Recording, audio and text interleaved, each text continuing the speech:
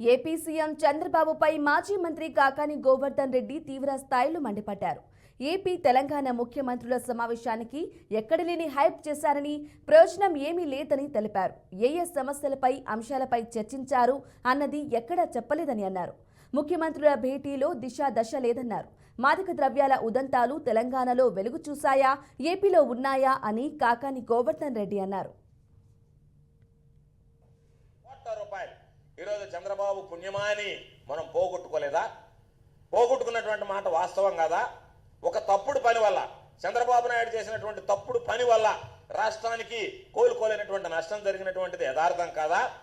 కాబట్టి ఈరోజు మనం తెలంగాణలో 10 ఏళ్ళు ఉండాల్సినటువంటి వాళ్ళం ఎందుకు అర్ధాంతరంగా పారిపోయి రావాల్సి వచ్చింది? ఎందుకు మన సమస్యలను వదిలిపెట్టి రావాల్సి వచ్చింది? ఈరోజు ఆ సమస్యలు వదిలిపెట్టి రావడానికి కారణం ఓటు కోట్లు కేసు అనేటువంటి విషయం నీ అంతరాత్మకు తెలుసు కదా, రాష్ట్ర ప్రజలకు తెలుసు కదా.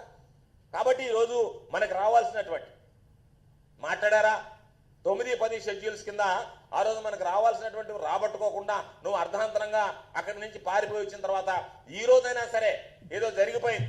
ఆ రోజు ఇద్దరం ఉన్నాం దీంట్లో, ఈ రోజు మరలా ఇద్దరం ముఖ్యమంత్రులు అయ్యాం. కాబట్టి షెడ్యూల్ 9, షెడ్యూల్ 10కి సంబంధించి ఉన్నటువంటి ఆస్తుల వివరాల గురించి మనం మాట్లాడుకున్న వాటికి కొలికి తీసుకొద్దాం అనుకుంటే దాదాపుగా షెడ్యూల్ 9కి సంబంధించి 89 సంస్థల విభజనకు సంబంధించి 1,06,199 కోట్ల రూపాయలు ఉన్నాయి. 1,06,199 కోట్ల రూపాయలు షెడ్యూల్ 9కి సంబంధించి మన రాష్ట్రానికి రావాల్సినటువంటి వాటా 89 సంస్థలకు సంబంధించినటువంటిది. షెడ్యూల్ 10కి సంబంధించి 142 రకాలైనటువంటి ఆస్తులు ఉన్నాయి మనకి. వాటి విలువ దాదాపుగా 30